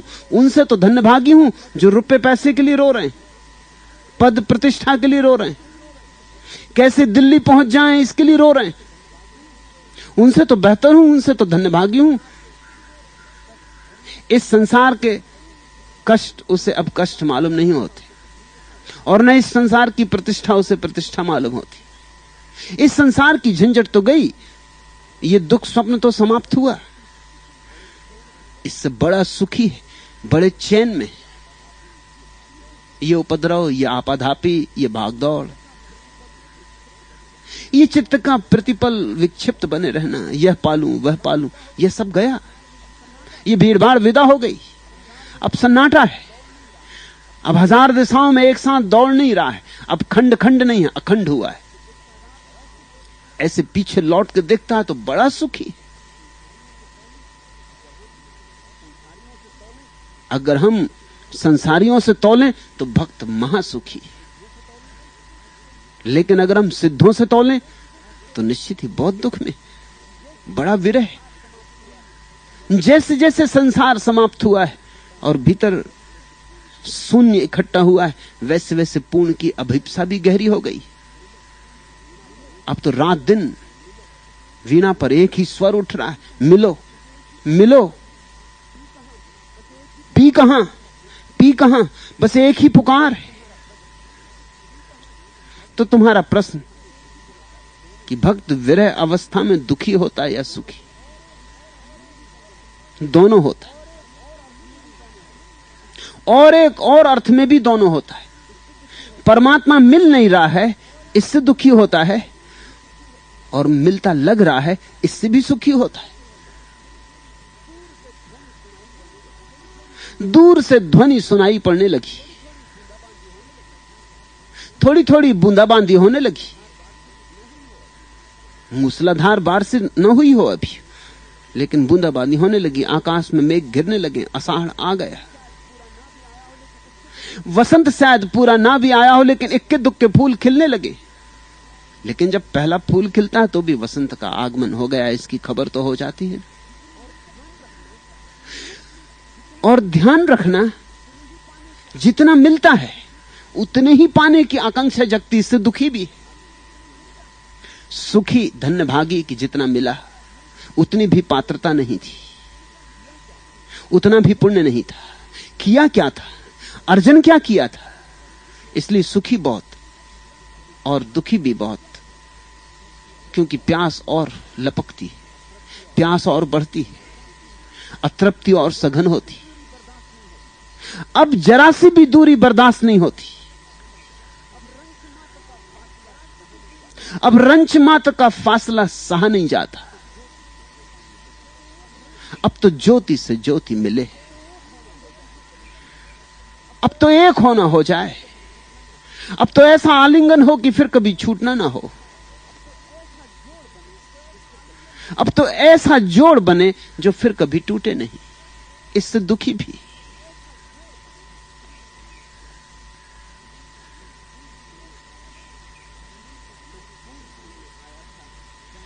मैं फूल चुनने आया था बागे हयात में, दामन को खारे जार में उलझा के रह गया। इसमें जब तक किसी की आस न थी, दिल था एक फूल जिसमें बास न थी। जख्म गहरे नहीं थे जब दिल के, दर्द में इस कदर मिठास न थी। आप ही आपका यह फैज है वरना जिंदगी इस कदर उदास न थी। वो भी क्या दौर था कि साथ हमें, गम तो गम है, खुशी भी रास न थी। ऐसी विरोधाभासी दशा है। समझो, मैं फूल चुनने आया था बागे हयात में, आया था जीवन के बगीचे में कुछ फूल चुन लूंगा। दामन को खारे जार में उलझा के रह गया और दामन सिर्फ कांटों में उलझ गया, फूल कहीं हाथ लगते नहीं। इसमें जब तक किसी की आस न थी, दिल था एक फूल जिसमें बास न थी। और अगर फूल हाथ लग भी गए कभी बहुत कांटों में उलझे उलझे, तो उनमें कुछ बास न थी, सुबास न थी। परमात्मा की जब तक अभीप्सा न जगे, इस जगत में कहीं कोई सुवास नहीं होती। इस जगत में तब तक सब राग रंग ऊपर ऊपर फीका फीका होता है। त्वरा नहीं होती, जीवंतता नहीं होती। दो प्रेमी भी आपस में मिलते हैं तो मिलन नहीं होता। यहां प्रेम भी व्यर्थ ही चला जाता है। प्रेम इस जगत की सबसे बड़ी घटना है। उसमें भी कुछ हाथ नहीं लगता, उसमें भी कोई सुवास नहीं उठती। परमात्मा की अभीप्सा जगती है, उसे एक की आस जगने लगती, उस एक पे आंखें टिकने लगती, उस एक तारे पर आंख अटक जाती, तो बड़ी अपूर्व घटना घटती, विरोधाभासी। इसमें जब तक किसी की आस ना थी, दिल था एक फूल जिसमें बास ना थी। जख्म गहरे नहीं थे जब दिल के, दर्द में इस कदर मिठास ना थी। तो एक तरफ फूल में सुगंध आ जाती, जीवन उत्साह से भर जाता, एक उत्सव आ जाता, लेकिन साथ ही साथ घाव भी लग जाते। मगर घाव मीठे, इसलिए कहा विरोधाभास। परमात्मा का विरह भी बड़ा मीठा है, संसार का मिलन भी बड़ा कड़वा है, परमात्मा का मिलन भी बड़ा मीठा है। असत्य की राह पर जीते तो हार से बदतर है, और सत्य की राह पर हारे भी तो जीत है। जख्म गहरे नहीं थे जब दिल के, दर्द में इस कदर मिठास न थी। आप ही का यह फैज है वरना। भक्त कहता है, प्रेमी कहता है, ये तुम्हारी ही कृपा है। जिंदगी इस कदर उदास न थी, चौंकोगे तुम। भक्त कहता है, ये आपकी ही कृपा है, मिठास भी दी, उदासी भी दे दी, आस दी, मिठास दी, और जिंदगी उदास भी कर दी। आस आई, झलक मिली कि कुछ घट सकता है, कि जीवन यूं ही ना चला जाएगा, कि ये बीज टूटेगा, कि ये वीणा गाएगी। आस दी, लेकिन ये आस इतनी बड़ी है कि मैं इसे पूरा कर पाऊंगा। ये मंजिल इतनी दूर, ये शिखर इतना ऊंचा, ये गौरी शंकर, ये मैं चढ़ पाऊंगा। आकांक्षा दे दी तो जिंदगी में सुगंध आ गई, अर्थ आ गया, लेकिन ये आकांक्षा पूरी हो सकेगी तो घाव आ गया, तो दर्द है। लेकिन दर्द जब भी विराट का होता है तो उसमें मिठास होती। दर्द भी होते हैं जो मीठे होते। शत्रु तुम्हारे पास भी आके बैठ जाए तो उसके पास बैठने में कड़वाहट होती, और मित्र हजारों को उस दूर हो तो उसकी दूरी में भी मिठास होती। और फिर बड़ी कृपा है आपकी, जिंदगी इसके पहले इस तरह उदास न थी। उलझे थे अपने कामों में, दुकान था, बाजार था, व्यवसाय था, यह कमा लें, वह कमा लें, यह मकान बना लें, वह मकान बना लें। कहां व्यस्तता में फुर्सत उदास होने की किसे थी? उदास होने के लिए भी थोड़ा समय तो चाहिए ना, समय ही कहां। लोग भागे ही चले जाते, क्षण भर बैठ के सोचने का उपाय कहां है, मौका कहां है, सुविधा कहां है। लेकिन जब जिंदगी की आपाधापी सब व्यर्थ हो जाती और यहां सब खेल खिलौने हो जाते, तो बड़ा समय हाथ में आता है, और तब पहली दफे दिखाई पड़ना शुरू होता, अब तक सब व्यर्थ गया। जन्मों जन्मों जो भी किया ना किया बराबर हुआ।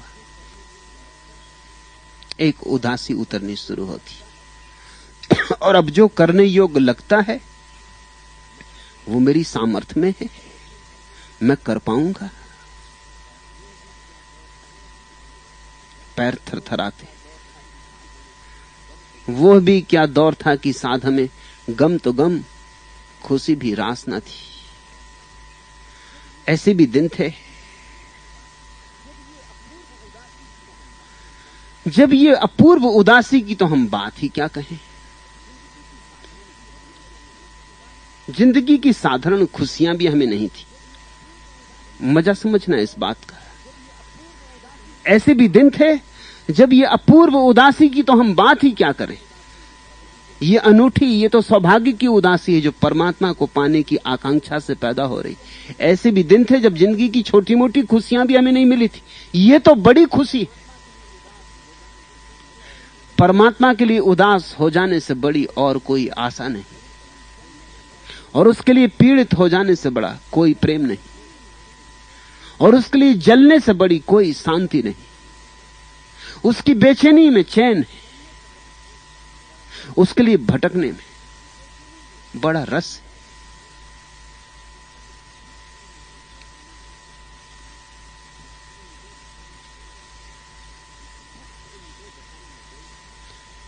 भक्त इन दो दशाओं में डोलता, कभी खुशी कभी उदासी, कभी भरोसा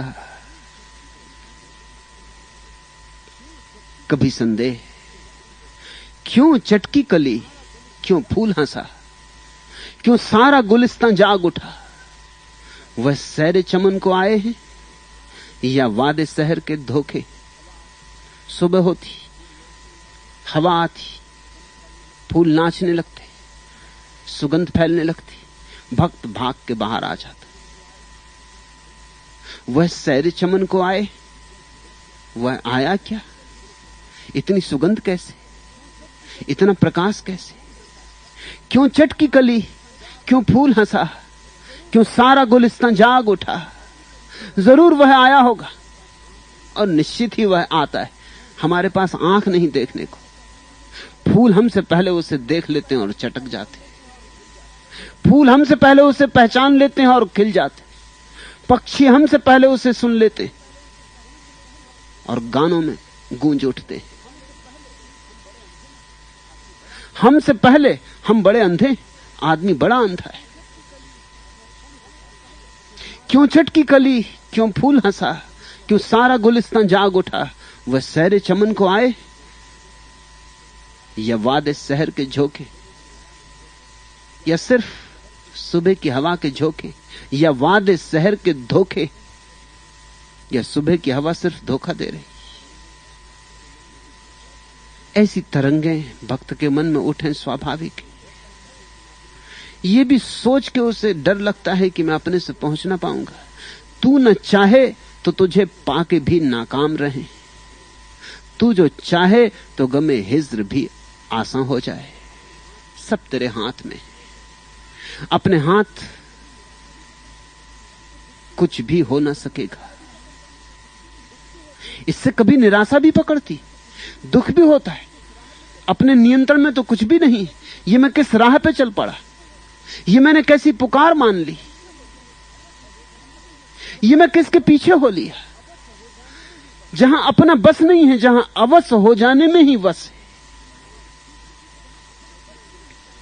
नाव डूबने भी लगती, तूफान बड़े, बचा लिया मुझे तूफान की मौज ने, वरना किनारे वाले सफीना मेरा डुबो देते।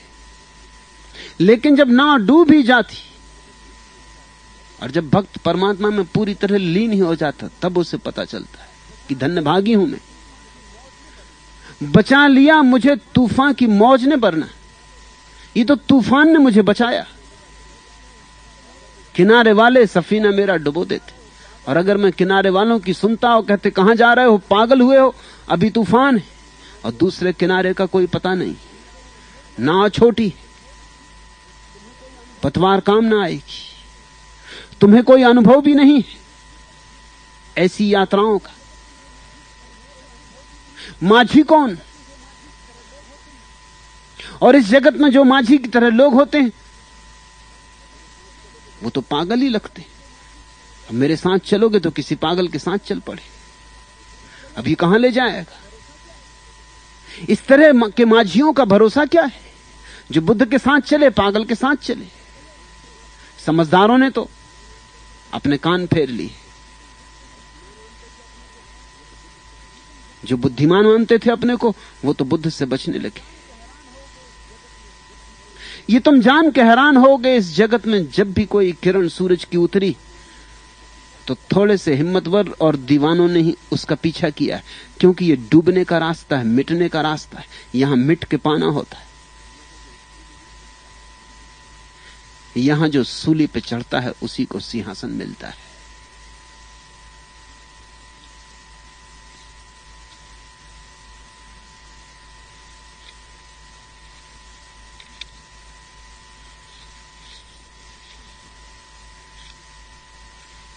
आखिरी प्रश्न, भक्ति भाव का वास्तविक अर्थ क्या है? बड़े मियां, कभी प्रेम इत्यादि किया?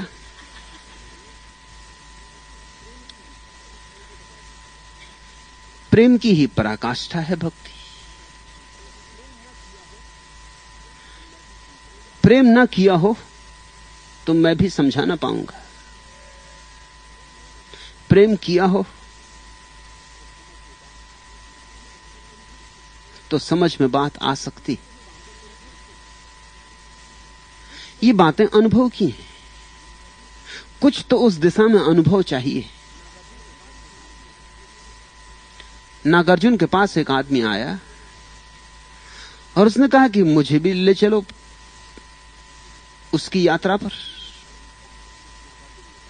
गरीब आदमी था। नागार्जुन ने कहा, तूने किसी से कभी प्रेम किया है?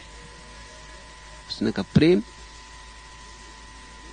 अब आपसे क्या छिपाना, मेरे पास एक भैंस है, तो उसी से मेरा प्रेम। गरीब आदमी और तो मेरे पास कुछ है भी नहीं, मगर उससे मेरा बड़ा लगाव है। खो जाए कभी जंगल में तो मेरे प्राणों पर संकट पड़ जाता है। कभी बीमार हो जाए तो फिर मुझे चैन नहीं पड़ती। सीधा साधा आदमी रहा होगा, नहीं तो ऐसी सच्ची बात कैसे कहता। लोग तो ऊंची ऊंची बातें कहते हैं, लोग उसका तुम्हें प्रेम, वो कहते हैं हमें कृष्ण से प्रेम है। भैंस से, शायद भैंस से भी ना हो। बातें कृष्ण की कर रहे हैं कि हमें राम से प्रेम, कि हमें महावीर से प्रेम।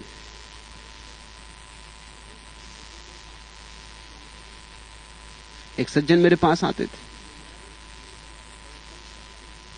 कि हमें महावीर से प्रेम। मैंने कहा उसका तो पक्का मुझे पता ही है। उन्होंने कहा आपको कैसे पता है? तो वो साइकिल की दुकान करते, उसका नाम है महावीर साइकिल मार्ट। तो पक्का ही, तुम्हारा प्रेम तो जाहिर।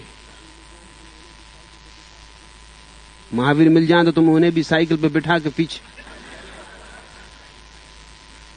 राजधानी घुमा देना, बड़ा दृश्य रहेगा। महावीर से प्रेम? आदमी सच्चा सीधा रहा होगा। उसने कहा आपसे क्या छिपाना, और तो मेरा किसी से प्रेम है ही नहीं। पिता मर गए, छोटा था, मां मर गई, गरीब आदमी हूं, विवाह हुआ नहीं, और कोई मेरा है नहीं, बस ये भैंस ही मेरा सहारा।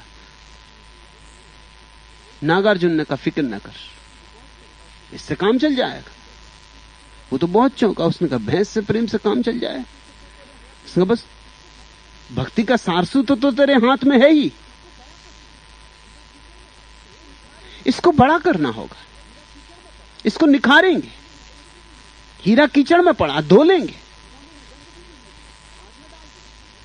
सोने में गंदगी मिली है, आग में डाल देंगे, निखार लेंगे, कुंदन बना लेंगे। तुम पूछते हो भक्ति भाव का वास्तविक अर्थ क्या है? प्रेम की प्रगाढ़ता, प्रेम का शुद्ध हो जाना, प्रेम का निष्कलुष हो जाना, निष्कपट हो जाना, प्रेम का अहेतुक हो जाना। लेकिन संसार की ऐसी कठिनाई हो गई है कि तुम्हें इतनी बार समझाया गया है, इतनी सदियों तक दोहराया गया है कि तुम जैसे प्रेम कहते हो वो पाप है। इसका अंतिम परिणाम यह हुआ कि तुम्हारे परमात्मा से संबंध विच्छिन्न हो गए, क्योंकि प्रेम ही है जिससे परमात्मा से सेतु बन सकता है, और प्रेम को पाप करार दे दिया गया। पत्नी से तुम्हारा प्रेम है, ये पाप। बेटे से तुम्हारा प्रेम है, ये पाप। मां से तुम्हारा प्रेम है, ये पाप। मित्र से प्रेम है, ये पाप। सब प्रेम पाप है। तब बहुत मुश्किल हो गई, फिर भक्ति का अर्थ क्या हो? और इतने प्रेम सब पाप हों तो तुम्हारी भक्ति सिर्फ थोथी होगी, औपचारिक होगी। मैं तुमसे यह कहना चाहता हूं, तुम्हारे इन सब प्रेमों में भक्ति की थोड़ी झलक छिपी। जब एक मां अपने छोटे से बच्चे को दुलार करती, तो इस दुलार में यशोदा का कृष्ण के लिए दुलार छिपा है।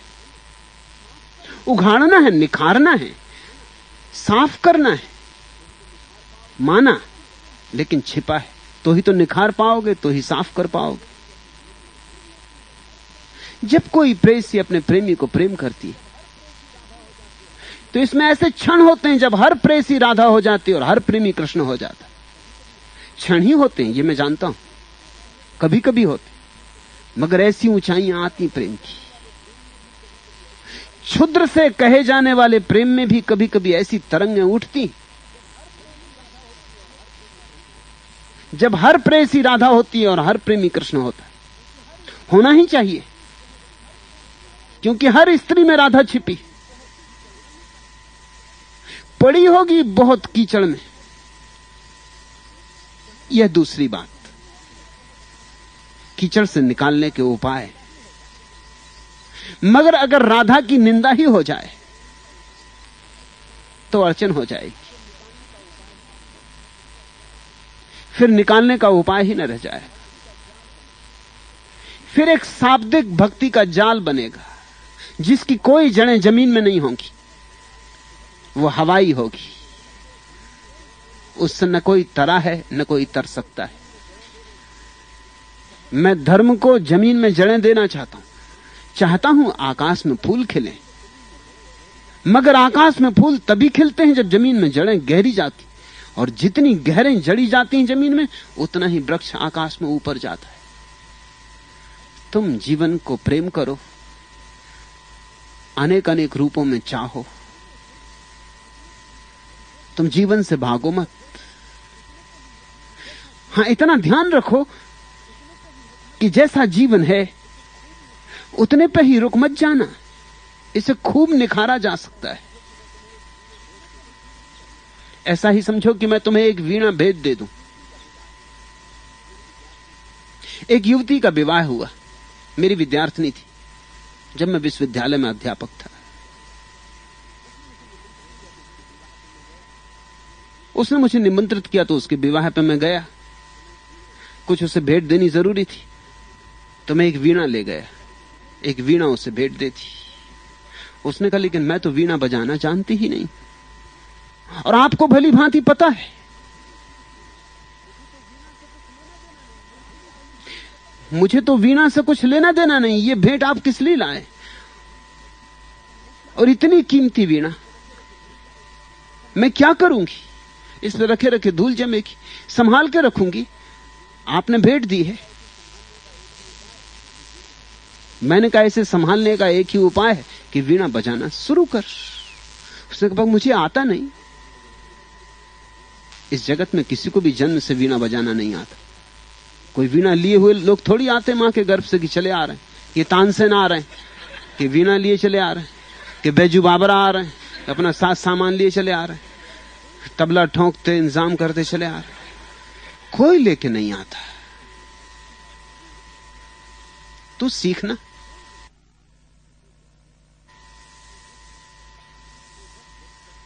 कोई 10 वर्ष तक उससे मेरा मिलना नहीं हुआ।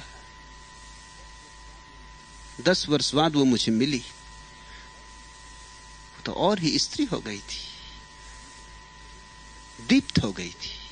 उसने कहा, आपने मेरा जीवन बदल दिया। वह वीणा मेरे सारा जीवन बदल गई। आपने कहा था सीखना, और भेंट आपने ऐसी दी थी। और लोगों ने भी भेंटें दी थी। किसी ने हीरे की अंगूठी दी थी, तो उसमें से तो कुछ निकलता नहीं। हीरे की अंगूठी पहन लो, 2-4 दिन बाद कंकड़ पत्थर जैसी मालूम होने लगती, फिर क्या करोगे? किसी ने कुछ और दिया था, किसी ने कुछ और दिया था। भेंट तो एक आपने ऐसी दी थी कि 10 साल हो गए, और अब 10 जन्म भी हो जाएं, तो भी उसमें से रोज कुछ और निकलता आ रहा है। अब तो मैं डूबने लगी हूं। वीणा ने मेरे भीतर की वीणा भी छेड़ दी है।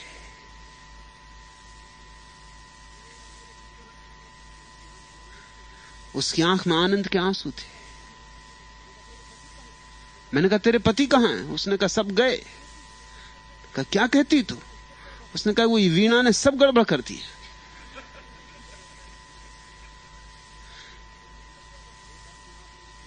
एक अर्थ में आप मेरी झंझट कर गए, क्योंकि पति को यह रास नहीं पड़ा कि मैं वीणा में इतनी डूबूं, और मेरा रस ऐसा बढ़ा, ऐसा जगा कि दिन हो कि रात, सुबह हो कि सांझ, जब सुविधा हो, जब समय हो, बस वीणा पर लगी रही। यह अभ्यास ऐसा होने लगा कि पति और मेरे बीच तालमेल टूट गए। लेकिन उससे मुझे पीड़ा नहीं, क्योंकि इस वीणा से मुझे कोई और बड़े पति से मिलन होने लगा है। कोई तार भीतर के जुड़ने लगे, जरा भी चिंता नहीं, नाराजगी भी नहीं, कोई वैमनस्य भी नहीं। पति नौकरी पर दूसरे नगर चले गए, संबंध ना के बराबर है। लेकिन अब मुझे बाहर से संबंध में कुछ रस भी नहीं। यह वीणा मेरा ध्यान बन गई, और मैं देख सकता था, उसकी आंखों में ध्यान था। मैं देख सकता था, उसके चेहरे पर नई आभा थी। जिसे मैंने वीणा भेंट दी थी वह कोई साधारण स्त्री थी। यह स्त्री असाधारण थी, निखार हुआ था खूब। एक सोया संगीत इसमें जग गया था। यह जीवन एक अवसर है जिसमें तुम अपने सोए संगीत को जगाओ। यहां जितने प्रेम हैं, सभी प्रेमों में भक्ति की थोड़ी थोड़ी झलक है, किसी में कम, किसी में ज्यादा। उस झलक को बढ़ाओ। मैं तुम्हें अर्थ दूं भक्ति के, शब्द होंगे वे, जब तक तुम्हारे अनुभव से मेल ना खाएं।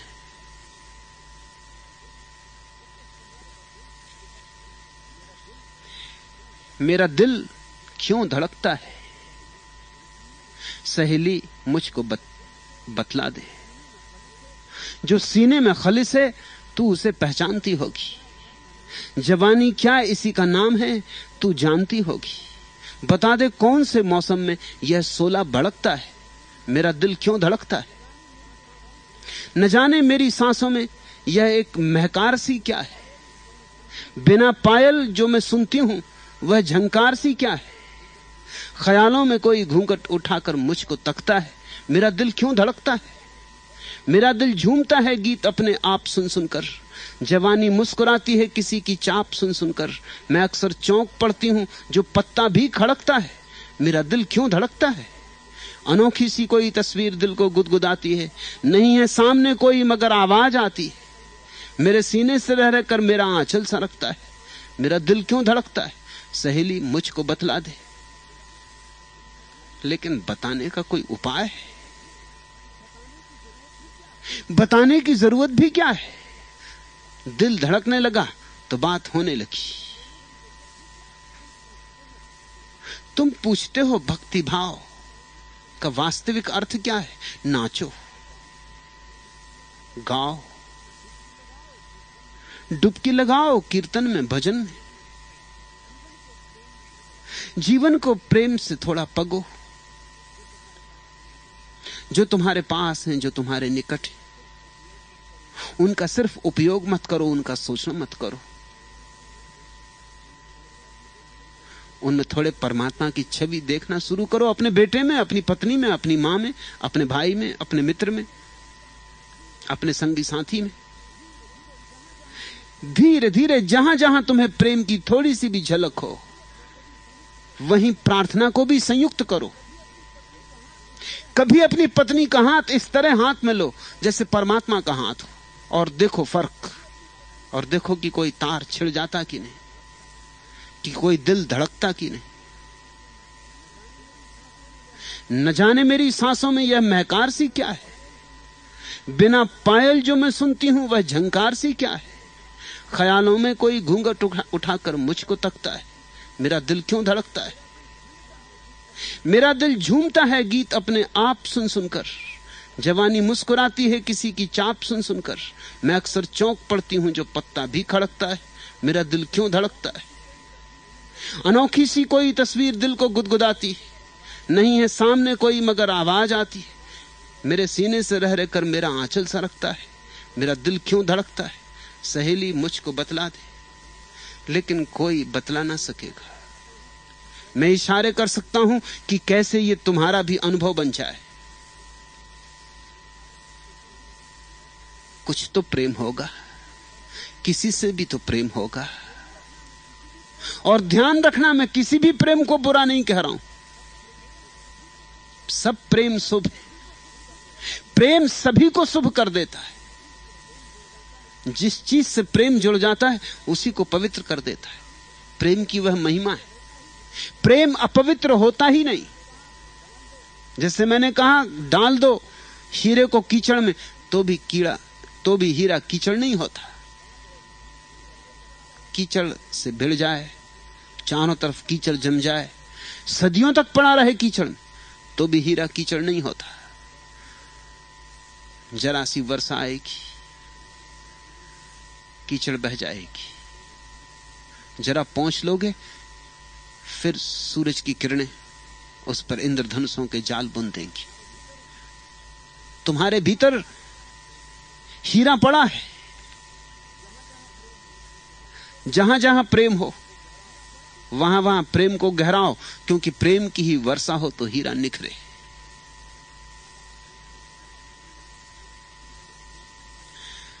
नाचना सीखो, गाना सीखो, गुनगुनाना सीखो, प्रेम करना सीखो। ये सब प्रेम के उपाय हैं। दिल को दिल की गोद में लेकर, प्यार को प्यार की लोरी देकर, गीत खुशी के गाऊं, मैं छमक छमक लहराऊं। आज यह कैसा मिला संदेशा, मेरा तन मन झूम रहा है। सपनों में एक छैल छबीला मेरा दामन चूम रहा है। मैं घूंघट की ओर से देखूं, देख देख रह जाऊं, मैं छमक छमक लहराऊं। मेरा सपना रंग रंगीला, खुले आंख भी फिर भी न टूटे। एक दूजे से दूर भी रहकर मेरा उनका साथ न छूटे। उनकी सांस सांस में मिलाकर सपनों में खो जाऊं, मैं छमक छमक लहराऊं। भरी जवानी की आंधी में प्यार का दिया जलाया मैंने। जगमग जगमग नैना चमके, नया उजाला पाया मैंने। मेरे भाग जगाने वाले मैं तुझ पर इतराऊं, मैं छमक छमक लहराऊं।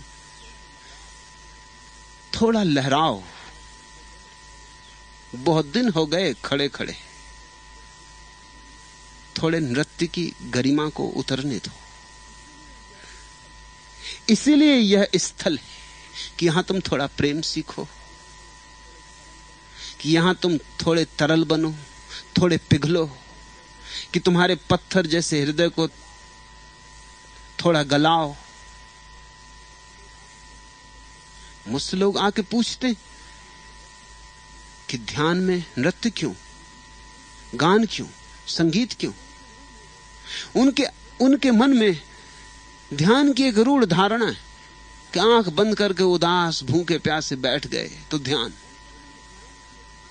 उनके मन में ध्यान की एक धारणा है जो प्रेम शून्य है। मेरे मन में ध्यान का एक रूप है जो प्रेम पूर्ण है। ध्यान प्रेम में पगा हो तो अपूर्व घटना घटती। तो तुम एक ही साथ बुद्ध की शांति जान लोगे और मीरा की मस्ती। मेरे सन्यासी को मैं ऐसी ही मस्ती और ऐसी ही शांति की दिशा में ले चलना चाहता हूं। मैं तुम्हारे भीतर एक विराट समन्वय को घटते हुए देखना चाहता हूं, जैसे बुद्ध के ओंठों पर किसी ने बांसुरी रख दी हो।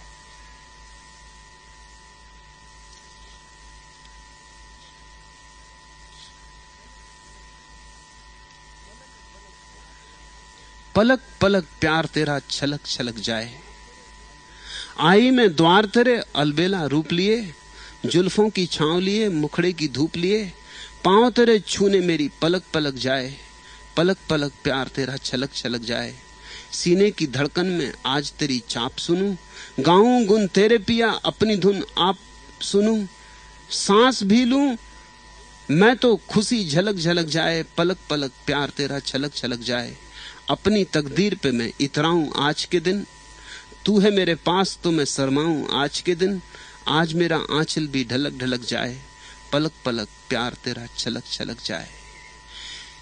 ये गीत तो साधारण प्रेम के लिए लिखे गए। तुम सोचते होगे कि मैंने भक्ति के लिए क्यों उद्धृत कर रहा हूं, जानकर, क्योंकि मैं साधारण प्रेम और भक्ति को दो विपरीत आयाम नहीं मानता, एक ही इंद्रधनुष के रंग मानता हूं, एक ही सीढ़ी के पायदान। और तुमसे मैं वही तो बात कर सकूंगा जो तुम आज समझ सकोगे, वह बात कैसे करूं जो तुम कल समझोगे। मैं तुमसे वही कह सकता हूं जो तुम्हारी अभी समझ में आ सकता है, और उसी समझ के सहारे तुम आगे बढ़ो, वही छोटा सा दिया लेके आगे बढ़ो, तो कल भक्ति भी समझ में आ सकेगी। अभी तो प्रेम समझो, अभी तो प्रेम से मत चूको। और तुमने अगर प्रेम को समझ लिया तो शेष अपने से घटता है। प्रेम की गहन समझ में एक दिन परमात्मा अपने आप उतर आता है। प्रेम के विपरीत भर मत जाना, क्योंकि जो प्रेम के विपरीत गया वह धर्म के विपरीत गया। प्रेम अर्थात धर्म। जीसस ने ठीक ही कहा है कि प्रेम परमात्मा है। मैं भी इसे दोहराता हूं, प्रेम परमात्मा है। खोजने की, अर्थ भक्ति की चिंता ना करो, पहले प्रेम का राज खोलो। वह तुम्हारे साथ है, उतना तुम अभी कर सकते हो। तुम जो अभी कर सकते हो वह तो करो। एक द्वार खुल जाए तो दूसरा द्वार उपलब्ध हो जाता है। लेकिन लोग अक्सर दूर की बातों की पूछते हैं और पास की भूल जाते। यात्रा पास से शुरू होती, तुम्हें वहां से चलना होगा जहां तुम खड़े हो। परमात्मा कहां है इसकी फिक्र छोड़ो, इसकी फिक्र लो कि तुम कहां हो, तुम्हारा प्रेम कहां है, और उसी प्रेम को हम कैसे निखारें, और उस प्रेम को हम कैसे रोज रोज साधें, जैसे कोई वीणा को साधता है। पश्चिम के एक बहुत बड़े संगीतज्ञ वेजनर से किसी ने पूछा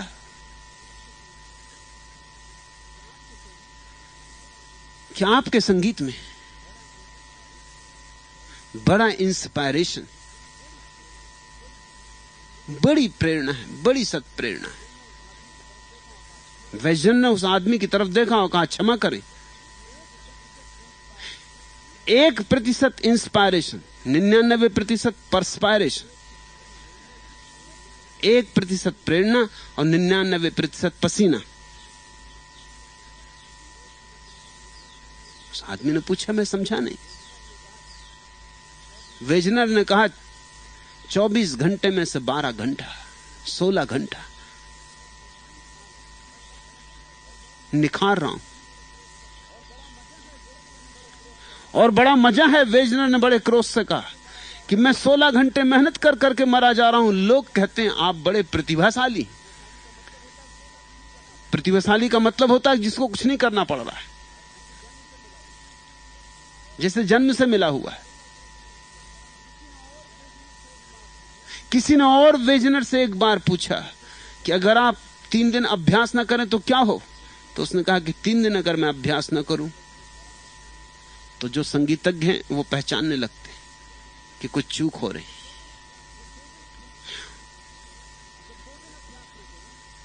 अगर 2 दिन अभ्यास ना करूं तो जो महासंगीतज्ञ वो पहचानने लगते हैं कि चूक हो रही। और अगर 1 दिन अभ्यास ना करूं तो कोई ना पहचाने, लेकिन मैं पहचानता हूं, मेरा परमात्मा पहचानता है कि चूक हो रही। इस जीवन की प्रेम की वीणा पर निरंतर अभ्यास करो। इसमें बड़े सोए सरगम हैं, जगाओ। उन सारे सरगमों का जग जाना और उनका एक साथ एक लयबद्ध में हो जाना, एक लय में छंदबद्ध हो जाना भक्ति है। आज इतना है।